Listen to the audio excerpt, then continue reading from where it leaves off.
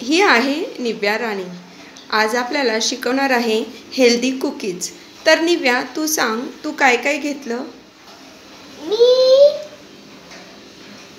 हे घेतलंय, ज्याचं नाव आहे रवा, आणि हे घेतलंय कस्टर्ड पावडर, तेल आणि तूप, आणि हे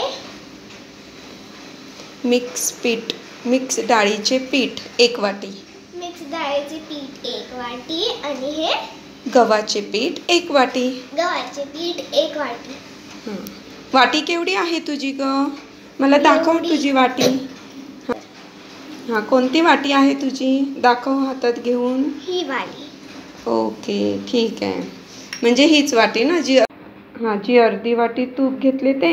हो, हीच. ओके. आणि हे काय आहे? हे पिठी साखर.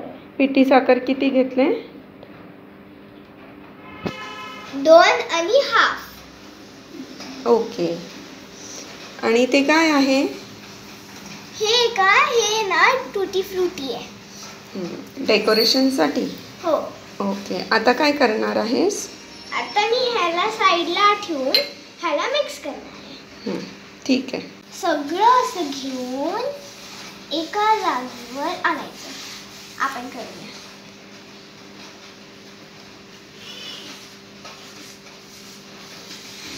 पूर्ण टाक आणि छान मिक्स कर.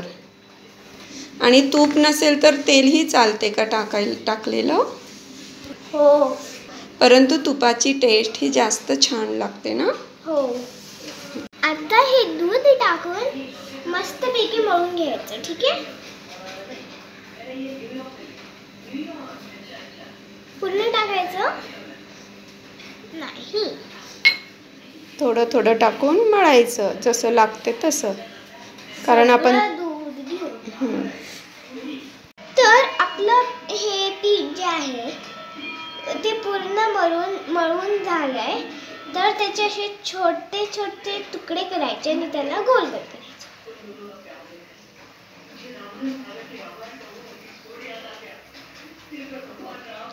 हे झाल्यावर ह्याला हातानेच असं असं असं असं असं करायचं.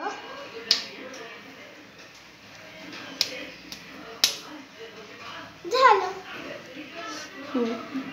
आणि मग साईडला ठेवायचं.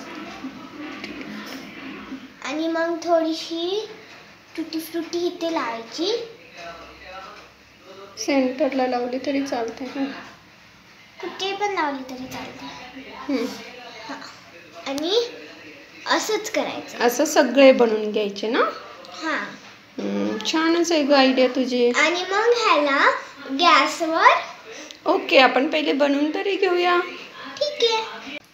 तर आपण असं टूटी फ्रूटी लावून सगळं गोल गोल केलंय. आता ह्याला आपण तव्यावर.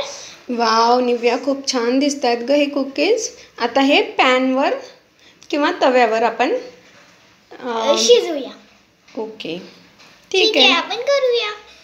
पहिल्यांदा तर आपण पॅन गरम करून घ्यायचं आणि त्याला तेल लावायचं. त्याला तूप लावायचं.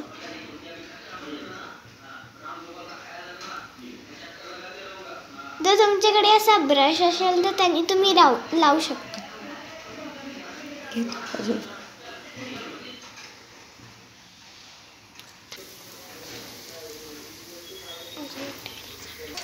आता हे सगळं ठेवलंय. त्याचा कलर बदललेला आहे. चुकी झाली. मी 10 मिनिट म्हणून आम्ही थोडं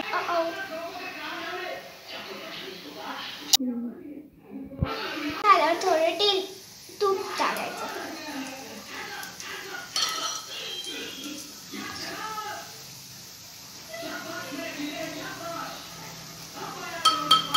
स्टार्ट.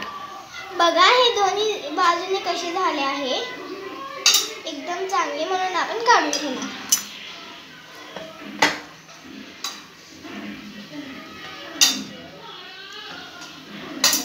हे शिजलं नाहीये नीट.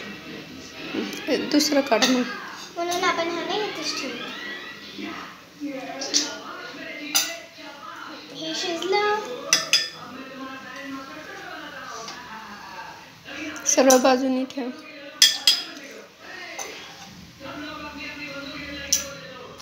गॅस बंद करून टाक.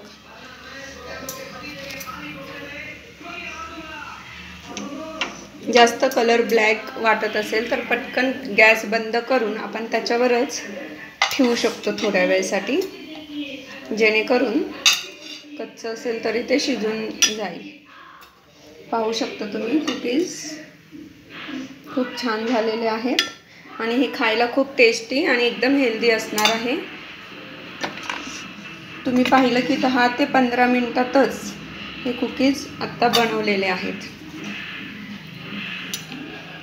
अशापणे सगळं नीटपैकी झाले आणि आपली कुकीज तयार आहे. आणि हे तुम्ही छान प्रकारे खाऊ शकता. बाय. आणि हां, तुम्ही ह्याच्यावर चॉकलेट सिरप टाकून पण खाऊ शकता.